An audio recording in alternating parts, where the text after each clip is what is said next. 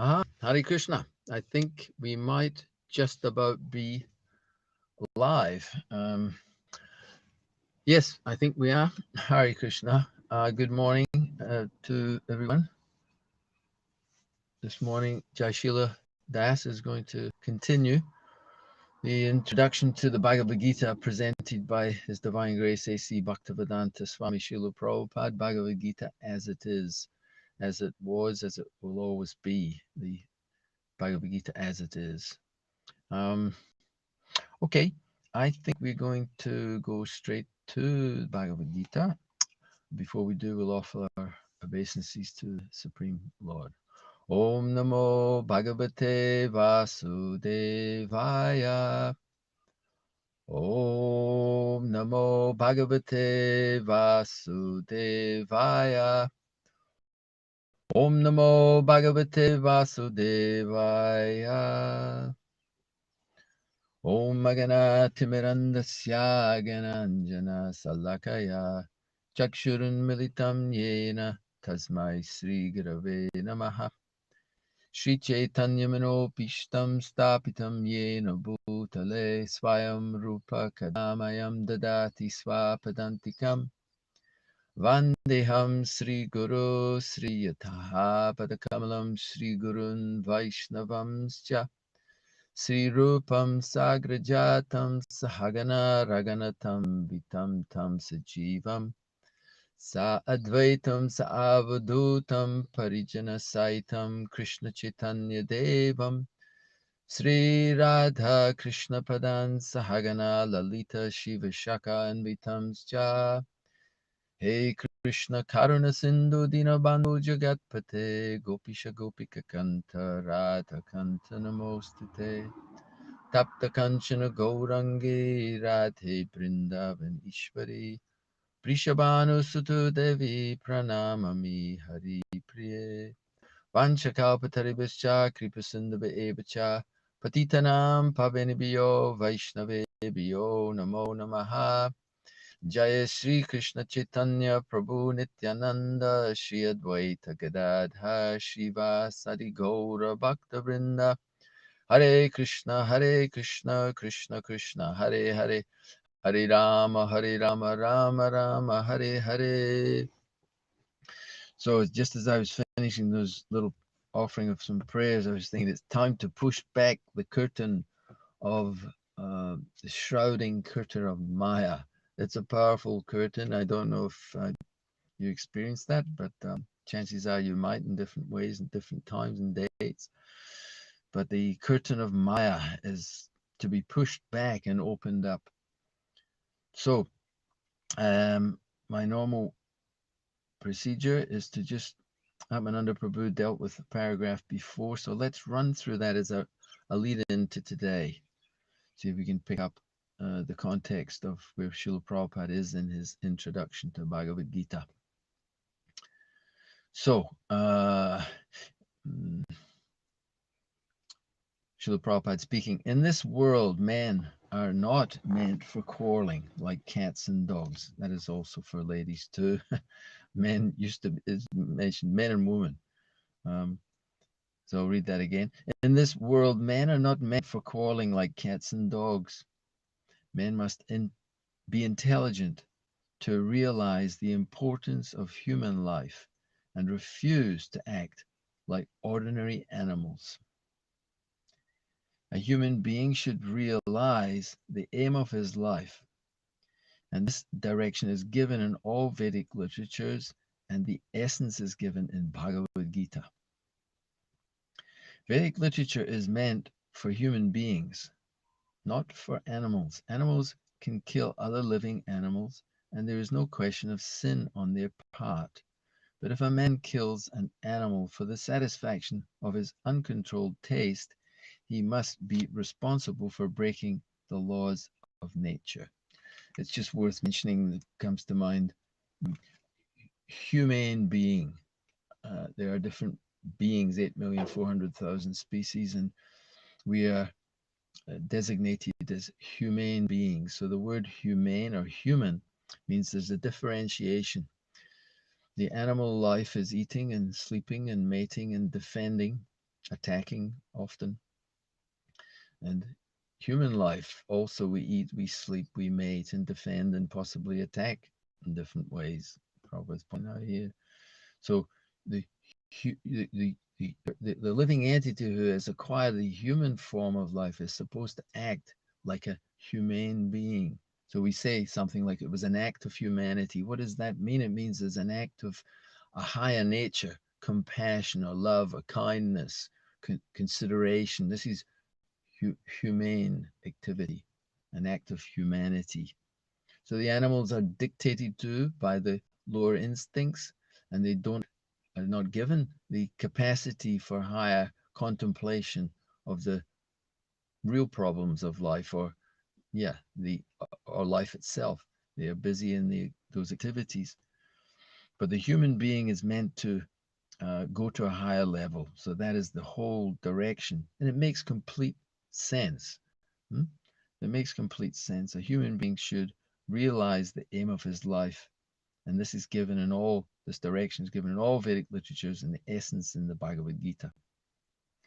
Continuing Srila Prabhupada from yesterday. In the Bhagavad Gita, it is clearly explained that there are three kinds of activities according to the different modes of nature. And again, we get this understanding that there's modes of nature.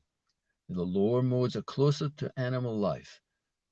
The mode of ignorance dictates, and that's the prevailing covering for the lower species of life is tamaguna.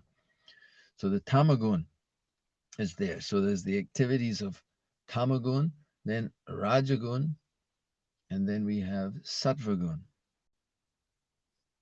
The activities of goodness, of passion, and of ignorance. Similarly, there are three kinds of eatables, also eatables in goodness, passion, and ignorance. All of this is clearly described, and if we properly utilize the instructions of Bhagavad Gita, then our whole life will become purified, and ultimately we will be able to reach the destination which is beyond this material sky.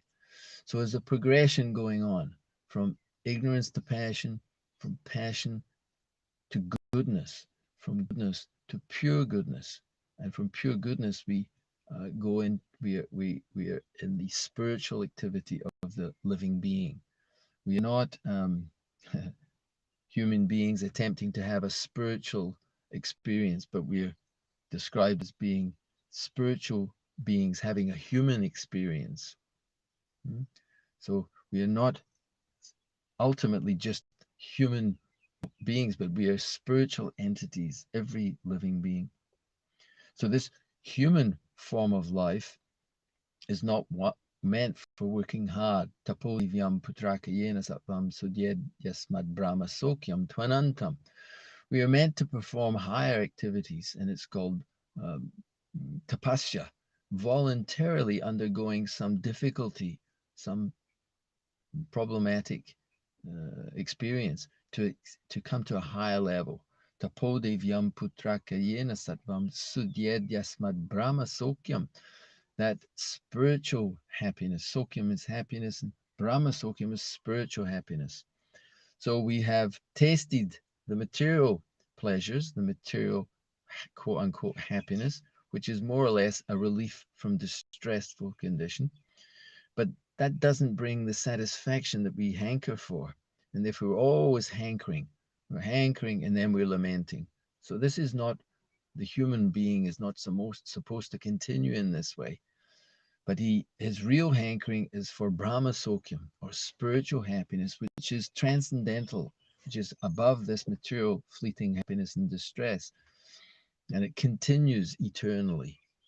So this is the uh, instruction of Bhagavad Gita, how to make this progression from tamagun to rajagun to sattvagun and go beyond that.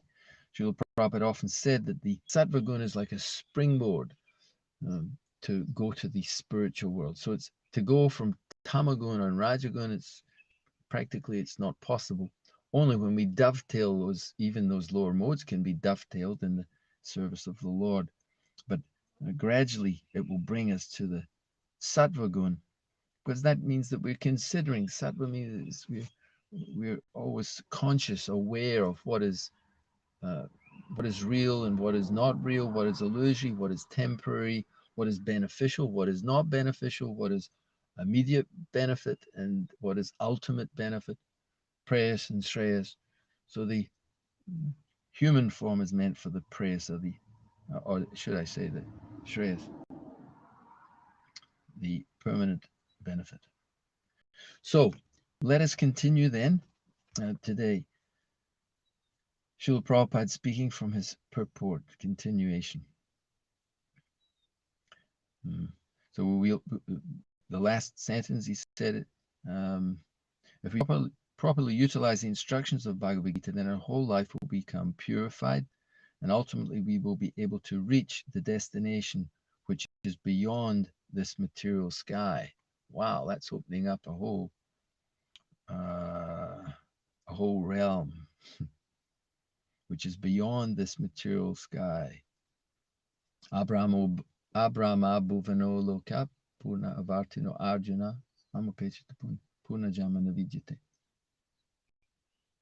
From the highest planet in the material world down to the lowest, all are places of dukkhalayam, ashashvatam. They're all places of misery wherein the dukkhalaya, the ashashvatam, the repeated birth and death take place. That's the nature. This is Martyaloka, planet of death. It's going on everywhere at every moment.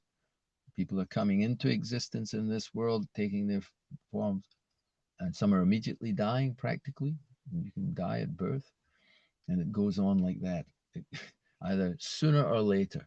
So that is the material sky. So we are interested now to hear about that destination which is beyond this material sky. That destination is called the Sanatan sky, the eternal spiritual sky. In this material world, we find that everything is temporary. It comes into being, stays for some time, produces some byproducts, dwindles, and then vanishes. That is the law of the material world, whether we use as an example this body, or a piece of fruit, or anything. So we're all subject to these laws, stringent laws of nature. The laws of nature are stringent. They are all powerful in the material sphere. A fire will not hesitate to burn an old man or to burn a child who touches the fire for the first time. Fire will burn. And if we overeat, we will suffer. Isn't it? We can eat and then we eat and then we overeat, you suffer either a lot or a little or a lot. So it's very stringent.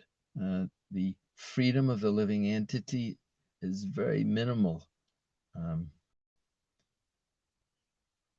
And everything goes through these different stages of life that Prabhupada's mentioned here, that the Tam describes very clearly. We come into existence, we stay for some time, we produce byproducts, we dwindle, we dwindle, and then we vanish, we die. So this is going on, whether it's the human body or an animal body or even a piece of fruit comes into existence, and it goes on like that. But beyond this temporary world, there is another world of which we have information. Wow. So we have information. There is information. Contrary to modern thinking, there is information of that other another world. And that is the resources of Bhagavad Gita and the Vedic literature and different religious books of the world give some indication, something about the other realm, the kingdom of God, heaven, the world beyond this world. Naturally, the Vedic literature is a vast body of works, and the acharyas, the Vaishnava acharyas, have given so much, scrutinizingly studied all the revealed scriptures and given their commentaries to help us understand how to apply all of this in a very scientific way. Srila Prabhupada used the word scientific when he described Krishna consciousness. It is not a sentimental or even just a religious idea in the sense of something that's possibly vague and not explained very well, but it is very scientific. Raja Vijay Raja Goyam Pavitram Idam Uttamam Pratyakshavaramam Dharmyam Susukam Kartamavyayam. This knowledge is the king of education. It is the most secret of all secrets. And because it gives direct perception of the self by realization, it is the perfection of religion. It's everlasting and joyfully performed. And so we'll see great logicians have studied Vedic literature, like Sarvabhauma Bhattacharya was known throughout India as being the greatest logician. He would speak from the six different philosophies of Indian philosophy through logic and nyaya, and logic and argument and reason, deductive and yeah, processes for trying to understand. So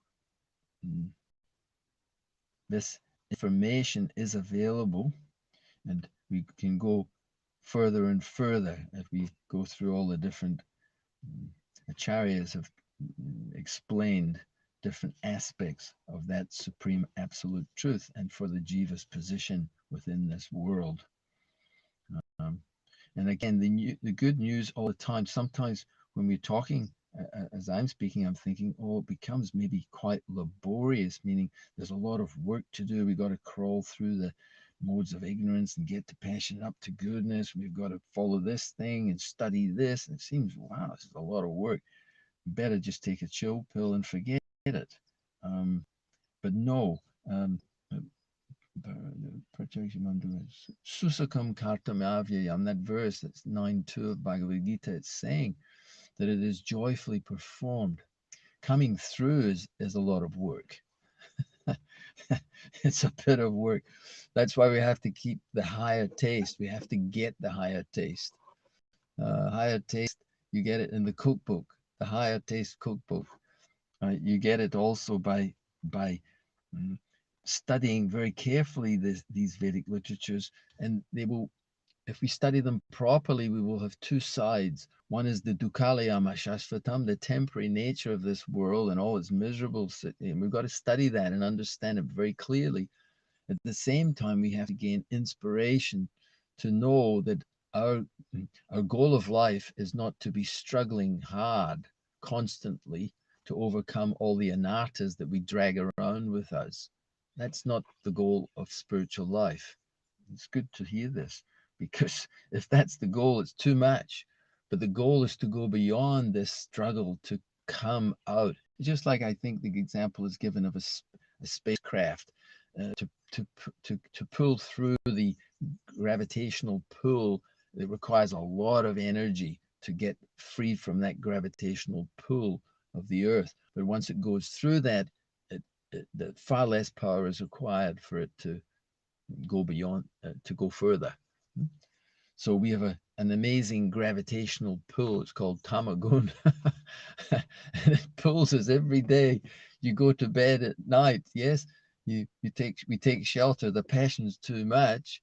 The passionate activities. I want to do this. I tried to do that. This didn't work. Oh, I did that. I got that done. And we're so busy. It's like, hey, it's time to, we need relief from passion, because passion in itself can't satisfy. So we're not able to, we cannot, and we don't recommend imitating the great Goswamis. They would conquer over eating and sleeping. I was thinking of that the other day. In fact, I was discussing with one devotee about it. I'm so much looking forward to what I have to eat. But they're conquering over, they're not interested. A little buttermilk just to keep the body together. We can't imitate that. But this is the position of transcendence where one is able to actually do that. And it has to happen gradually. We were also discussing that the other day. Devotional service described by Bhaktivinoda Thakur was that it's a ladder, just like a ladder. If it has 10 rungs on the ladder, we can look at that ladder and think, oh, I'm at the bottom rung. I got to get to the top rung. It's too much. And try. I got to become really austere. I got to study like anything. I've got to do, got to do all this stuff. But no, that's not the position. We don't jump from the bottom or the first or second rung to the top. You're going to hurt yourself. It's not going to happen. It's not going to work. But we have to see that, yes, the top of the ladder is there. Now I have to get to the next rung. And from where I am at, it's not too difficult. It's not impossible. It will require a little bit of energy, but with inspiration, that's the next thing. Utsahan. We have to have the inspiration. Otherwise, we won't even take the next step. No, it's too difficult. I can't do it.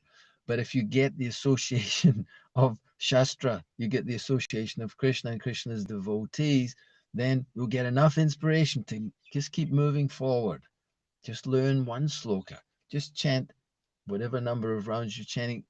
If you've made a commitment to chant 16, you should chant 16. If you're not chanting 16, whatever you do, we can make a step forward. So this is the whole system. So important point to understand is the goal is not the continued struggle. So we have a choice actually as devotees. We can see this.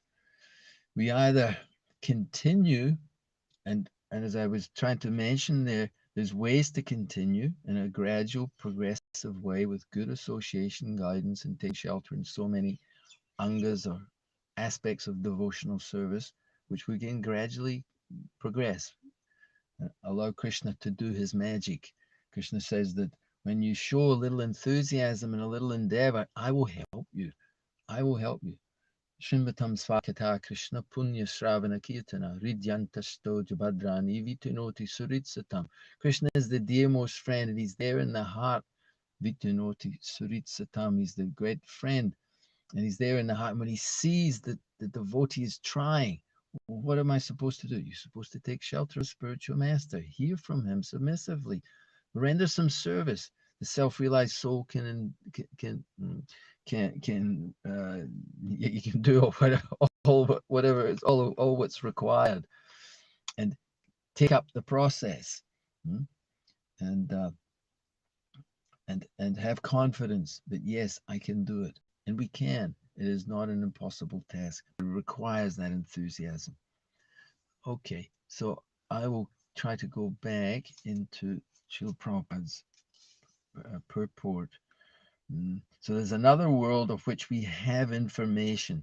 So this is the information that we're getting. And there's a whole process to get there. That's the wonderful thing of the Vaishnav's Siddhanta. There's a clear path, a way of getting that Brahmasokyam, which is beyond this, by the performance of a little. And I've mentioned that many times. There has to be a performance of some tapasya. If you want to win a medal at the Olympics or the local game or whatever you're doing, even if you're in the local netball team or basketball team or football team, rugby team, you have to perform. You have to get out of bed. You have to at least get out of bed. You can't stay in bed and you got to do something. So a little tapasya. You got to grab your gi and get out there.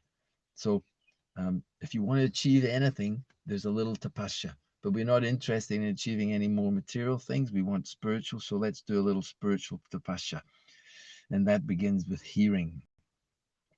There's another world of which we have information. That world, Prabhupada's continuing, consists of another nature, which is sanatan, eternal. The jiva, so this other world is an eternal world. And the jiva is also described as sanatana, eternal. And the Lord is also described as Sanatan in the 11th chapter of the Bhagavad Gita, the 11th chapter of Bhagavad Gita. We have an intimate relationship with the Lord. And because we are all qualitatively one, the Sanatan Dharma or sky, the spiritual world, the Sanatan supreme personality, and the Sanatana living entities, whole purpose of Bhagavad Gita is to revive our Sanatana occupation or Sanatana Dharma, which is the eternal occupation of the living entity. Savaipum samparo dharmo yato bhaktira dhokshaje ahoituki apratihata yenatma suprasiditi.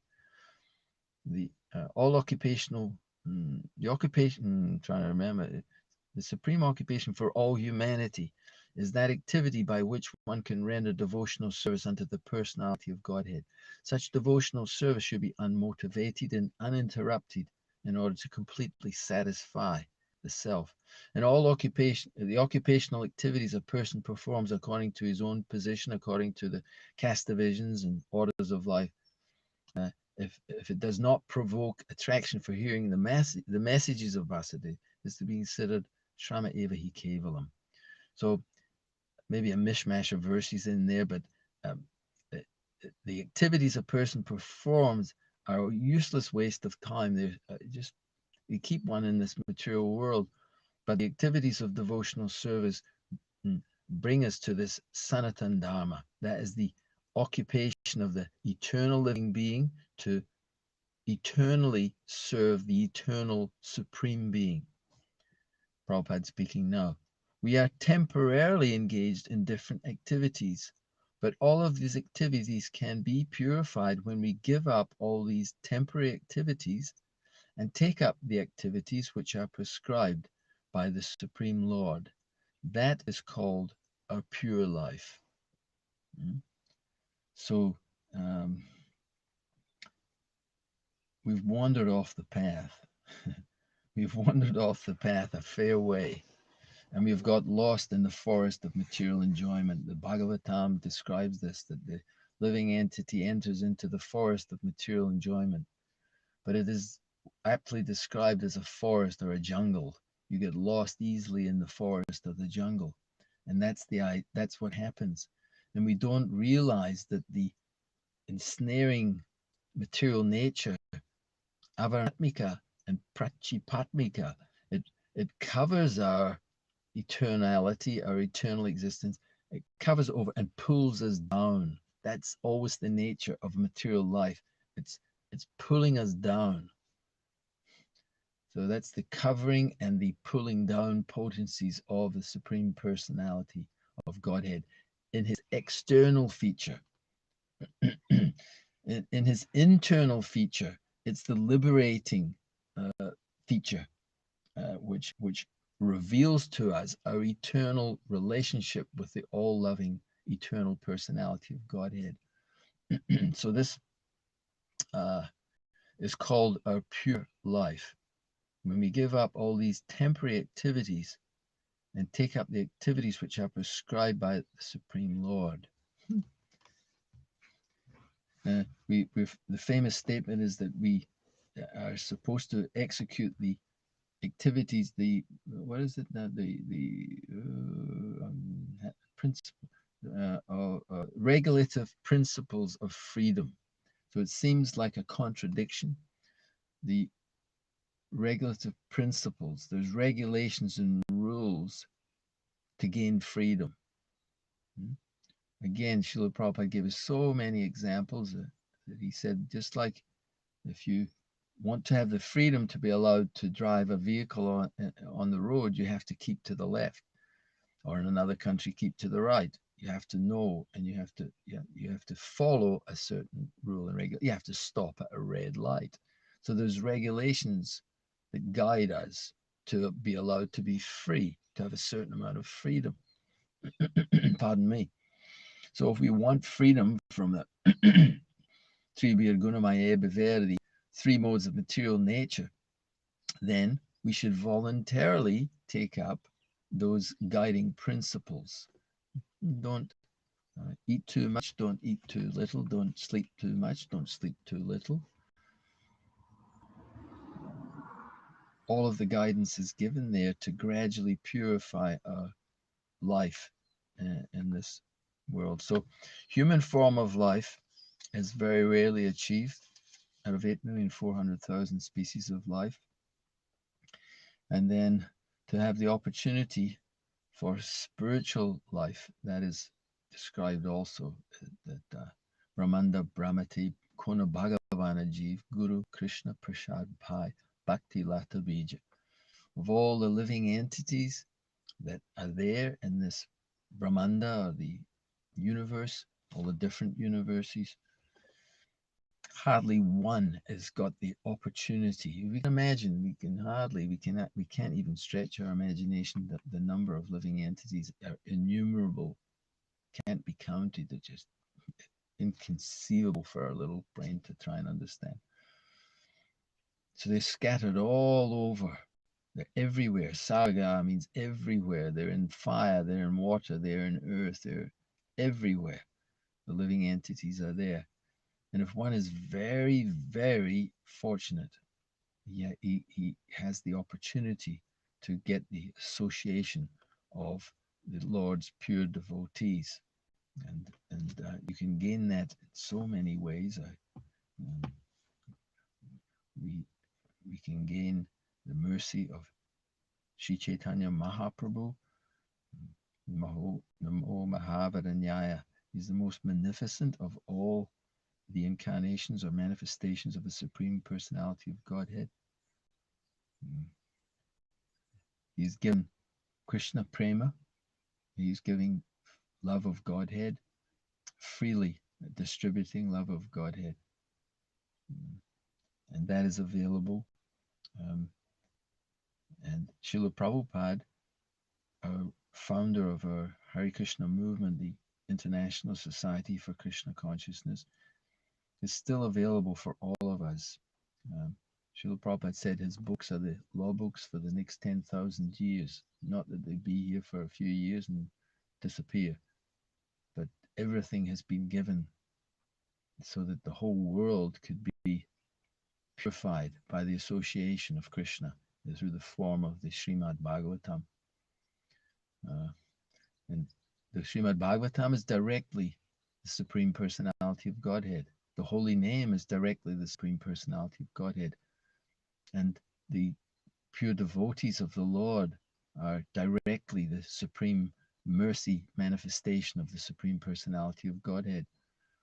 So this is all available to us. I'm just learning this sloka.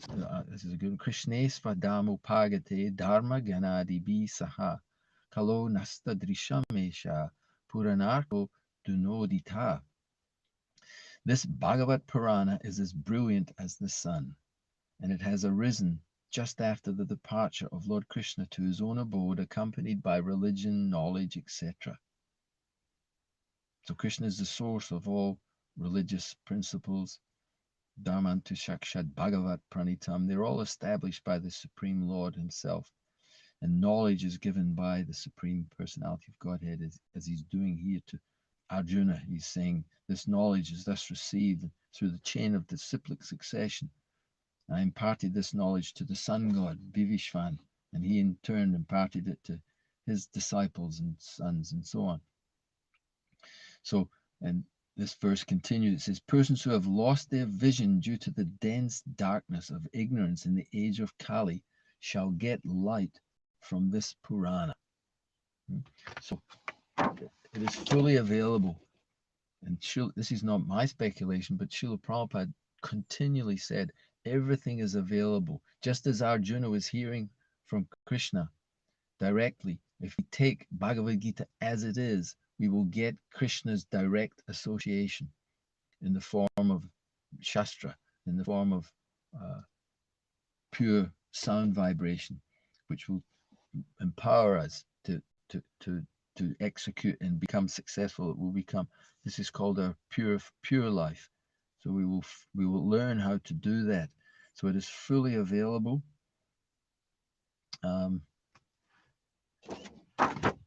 And we should realize that it is like the Bhagavat Purana, the wonderful Purana describing the Supreme Personality of Godhead, Srimad Bhagavatam, is as brilliant as the sun. And just after the departure of Lord Krishna to his own abode, it arises there, and people will get light from the dense darkness of ignorance in the age of Kali. So that's the position we're in. We're in the Kali Yuga, and Lord Chaitanya has given us this special process that if we simply take, I was listening the other day to Chaitanya Charitamrita, was speaking about Haridas Thakur and how he said even by a slight glimmer of a chanting of the holy name, if it can be, it's so powerful And I was thinking, yeah, don't forget that. Don't forget that. Stay close to the chanting of the holy name. And I think it was my wife, my dear wife, Vimala, the other day was just saying she'd been listening to Mahatma Prabhu and he was giving a lecture about the importance of chanting Hare Krishna.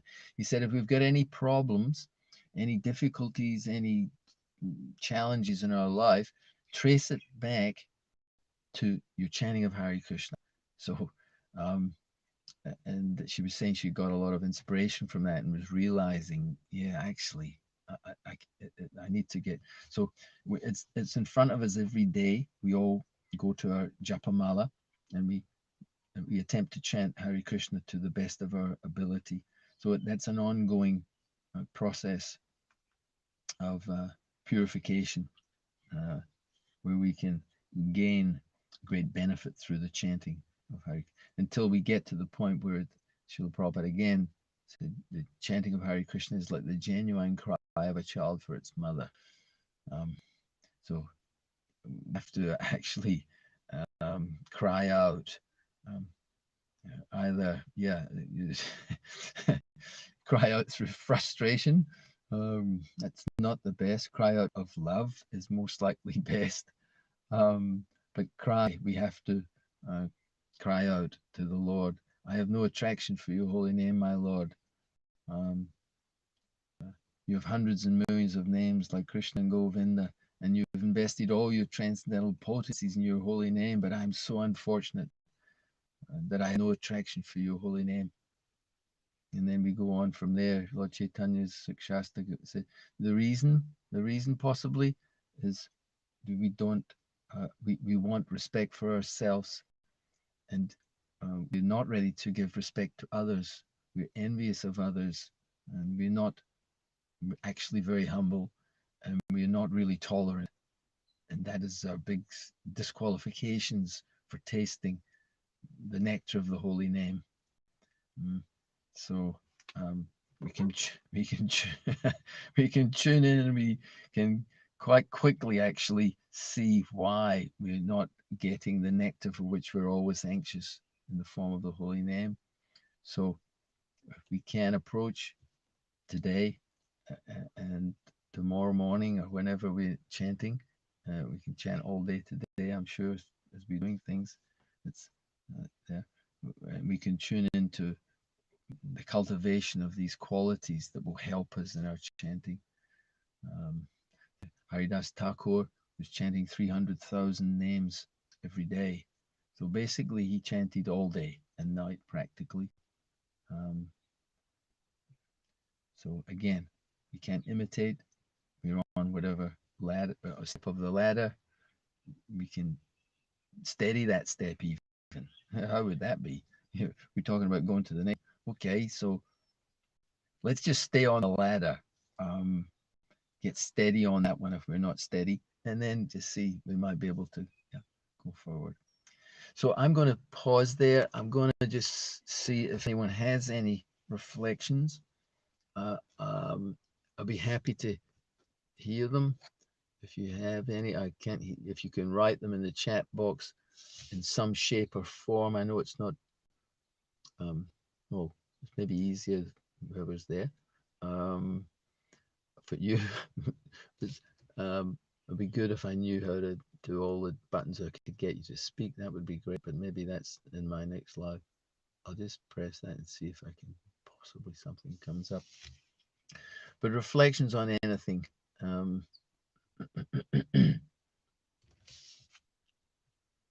um,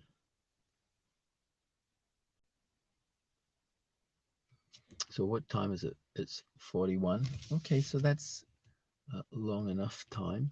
I don't see any in the chat box, so that's fine.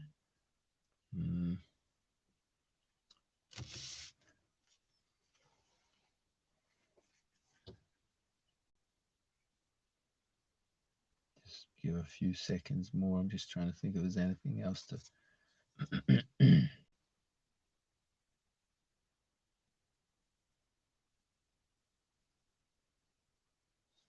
So yes, it's such a nice process, really.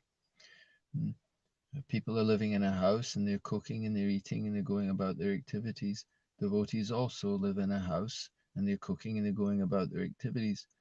But Srila Prabhupada is saying here, uh, uh, we are temporarily engaged in different activities, but all of these activities can be purified when we give up all these temporary activities and take up the activities which are prescribed in the Supreme Lord. So he says, Yat karoshi yad jashnasi yad jahosi tadasi yat yat tapashasi kunti yat tat karushamadapanam. All that you do, all that you eat, all that you offer, all that you give away, all austerities that you perform, whatever you're doing can be done as an offering to me.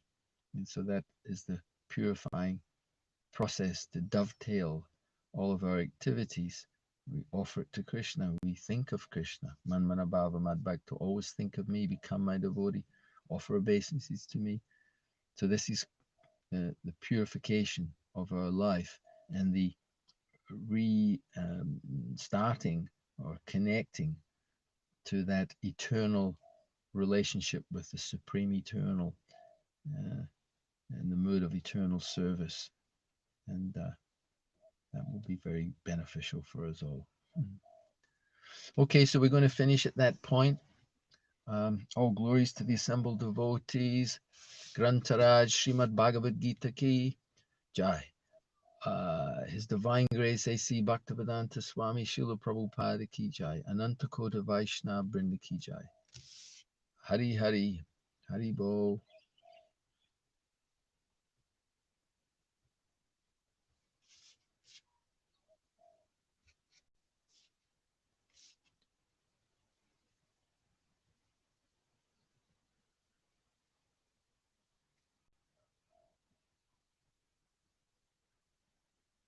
It should end now.